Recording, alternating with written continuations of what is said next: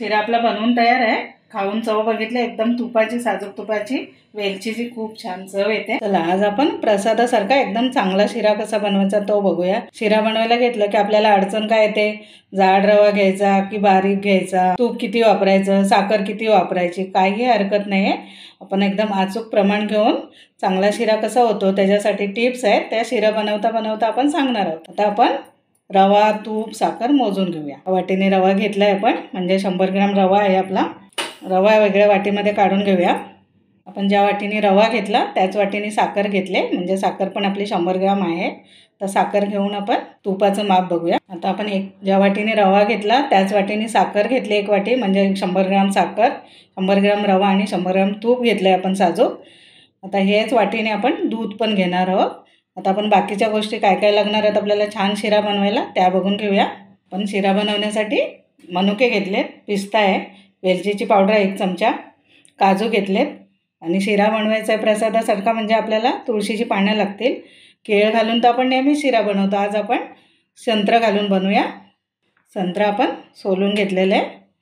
आता आपल्याला शिरा बनवण्यासाठी जाड कढई लागेल। गॅस पेटवून आपण जाड कढई ठेवूया। आपली कढई गरम झाली आहे, 2 चमचे तूप घालूया कढईमध्ये।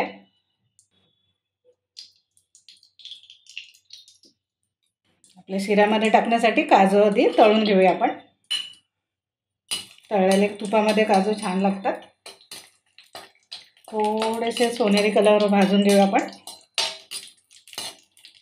बारीक गॅसवर भाजायचे, नाही तर काजू लगेच करपतात। काळसर करायचे नाही आपल्याला, मग कडू चव लागते काजूची। काजू झालेत आपले, काढून घेऊया। जास्त लालसर नाही करायचे।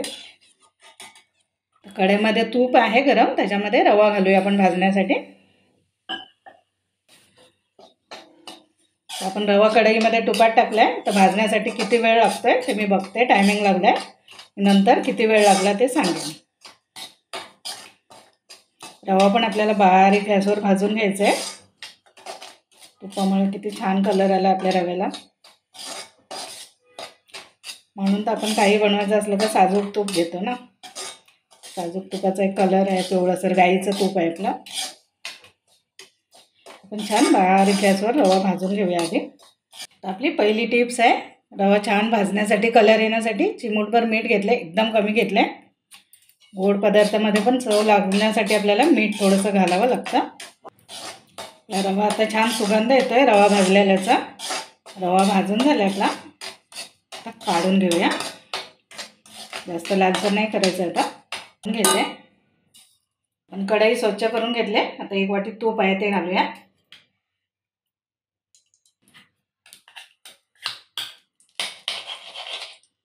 आधी तूप आपण विरघळवून घेऊया चांगला।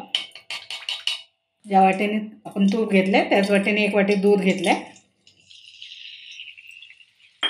दूध आणि तूप आपण चांगलं उकळवून घेऊया।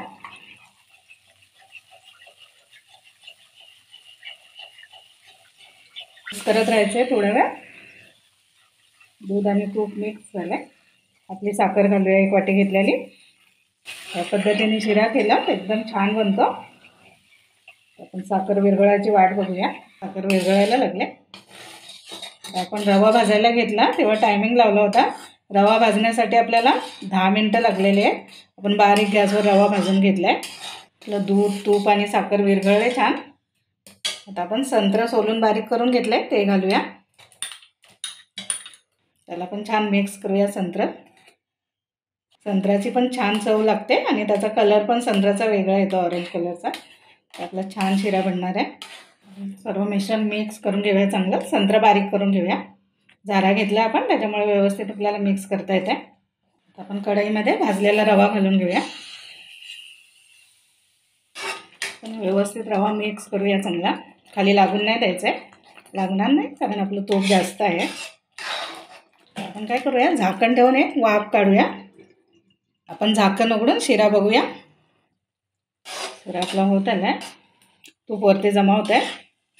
आपण इथे संत्रा घातले, ह्याच्याऐवजी तुम्हाला कोणतं फळ आवडत असेल ते घालू शकता। ॲपल पण घालू शकतो किंवा मग आपलं नेहमी केळ घालतो तसं केळाने पण छान बनतो।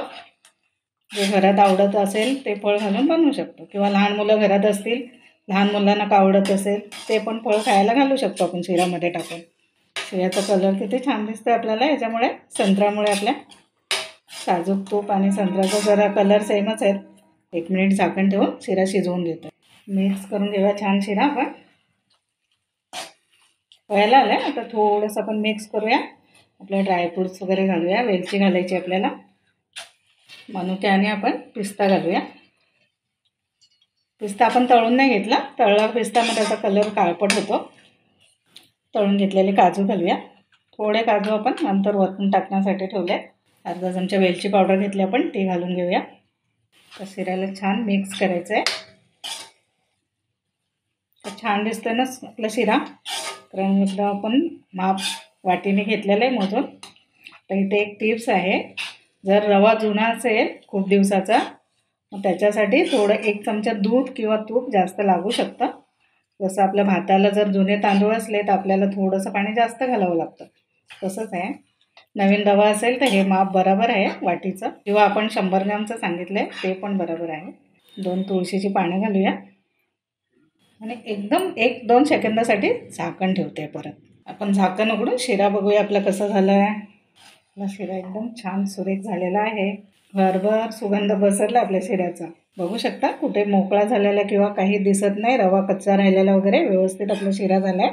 शिरा बनवून झाला आहे आपला. तर गॅस बंद करते आणि एका प्लेटमध्ये काढून घेऊया.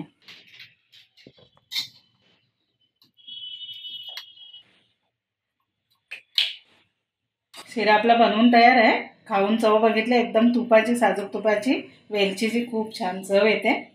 शिरा बनवून गोड गोड कमेंट्स करा.